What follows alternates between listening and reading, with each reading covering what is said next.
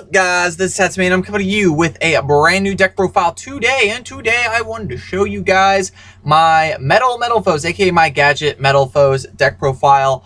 I decided to throw in a machine engine just so we can see just so I could see if it would actually work. It actually works it's a fun deck. It's not like super broken, it's not super consistent by any means, but it is still really fun to play, and I encourage you guys on trying it out, seeing how it works out for you. So, moving on to the deck profile, we are playing 3 gold gadget and 3 silver gadget. These are the only gadgets that I am playing. The reason why is because they have the effect of when they're destroyed, you get to special summon another level 4 gadget monster from your deck except a copy of itself. So obviously this works really well with the scales because you can pop one of the gadget monsters for essentially get a free pop and a double search. So it's really nice and sets you up for some pretty cool plays in my opinion. So it works really well. I'm also playing Tin Goldfish. I'm playing 3 of it. I think this is necessary. Again, you could also see as a free pop if you open this with Ejector, and I'll explain the Ejector when I get to it. But Tin Goldfish also works really well because you can have a Tin Goldfish and a one of the gadgets in your hand. Normal summon the Goldfish, special summon one of these guys, pop one of them, whichever one you have, special summon the other copy, and then get a free search off of it, and then a rank 4. So that was pretty much the basic idea of the deck. And moving on, for the rest of the machine engine, I'm playing Jinzo Ejector. The Jinzo engine, it is an anti-meta sort of engine. It hits a lot of trap cards. Since we're moving into a new format, we're going to be seeing a lot of back row, unfortunately. Especially for decks like PK Fire, which is still not dead. The only deck that this engine really falls to is Blue Eyes, because Blue Eyes really only plays spells outside of the Strike Brigade, whatever, the Psalms Brigade, whatever the hell you want to call it.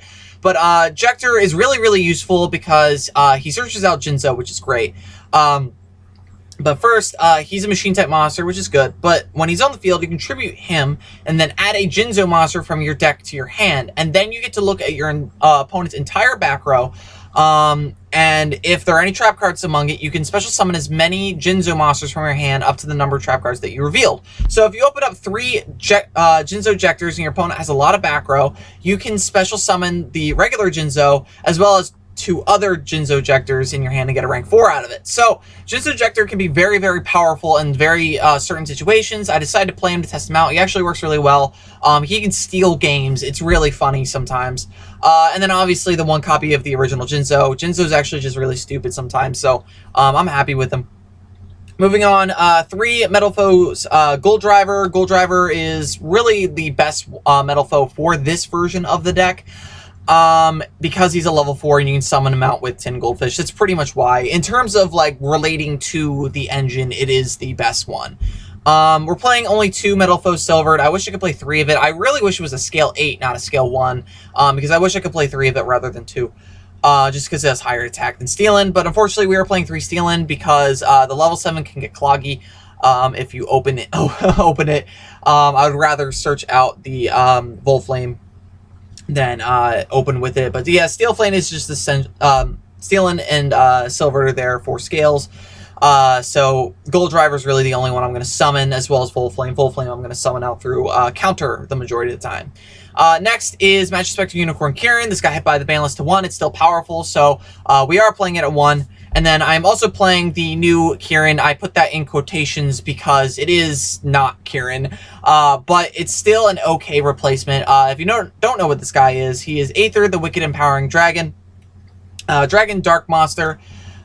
Scale 6, level 6, scale 4, 2300 attack, 1600 defense. And then once per turn, when he's normal or special summon, typically it's going to be once per turn because of that. You can target one monster on the field and banish it. What's interesting about him is that you can pop him with one of your scales after the battle phase or whatever, and then reuse him the next turn. So that's why he's actually pretty decent. He's just nowhere near as powerful as Kieran, but he's okay. So I'm testing him out at the moment. So far he's working out, and I'm enjoying him. He's also got attack that's small enough to be used with Metalfoe Fusion, so that's a plus with that as well. I'm playing 1 Iron Call. Iron Call is essentially Monster Reborn for machine-type monsters. It's unfortunately a little bit restrictive, so that's why I'm only playing 1 of it. Norden really covers the bases for Iron Call in this deck, so 1 Iron Call is sufficient. 3 instant fusion. I am still a believer in using 1,000 Eyes Restrict in this deck. Getting 2 free pops for the cost of 1,000 life points is not bad, and it can also come in clutch when you need another Metalfoe's monster to use through Metalfoe's fusion. So yeah, it can come in very useful. That's why I'm playing 3 of it. I think there are a lot of uses for it in this deck. 2 Painful Decision. It works as 2 in my opinion in this build. At the moment, I'm fine with it at 2. And then 1 Metalfoe's Fusion because it can recycle itself. We're playing 2 Metalfoe's Counter. Counter is really interesting because you can trigger it a lot easier in my opinion in this deck because you basically get 2 monsters out for free for it, so that's really nice. 1 Combination because that's all I have room for. 2 Solemn Strike and 1 Solemn Warning. This is as many Solemns as I would recommend, honestly, just because of room reasons. And then I'm playing 2 Call the Haunted because recycling your gold and silver gadgets is actually really useful. So Call the Haunted, really, really good, and also not bad to recycle some of the bigger guys in the graveyard. So 2 Call the Haunted is pretty useful. For the extra deck, 2 Adamant and 1 Orichalc. That's all you really need in this build. I don't go into Orichalc that often, just because I don't usually have 2 Metalfoe's monsters out on the field. Other than 2 Volflame, 2 Volflame. By the time that you have 2 Volflame out in this deck, you're winning, and you're just trying to seal the game with Red Eyes Flare Metal. So yeah, Orichalc does not come up as often, but he's still necessary to play. 1 Norden and 1,000 Eyes Restrict. I've talked about this in my previous deck profile. Restrict, I think, should be played in Metalfoes. Not only can you get rid of your opponent's monster for basically free, but you get 2 searches off of it, which is awesome. 2 Gear Dragon X. This does come up, believe it or not, at 2, so I'm fine with that at 2. 1 Ouroboros. Ouroboros is just stupidly powerful. The fact that you can neg your opponent in so many different ways is great. 1 Masquerade, believe it or not, this also comes up. Cosmo is still a thing, as is BA, PK Fire, whatever.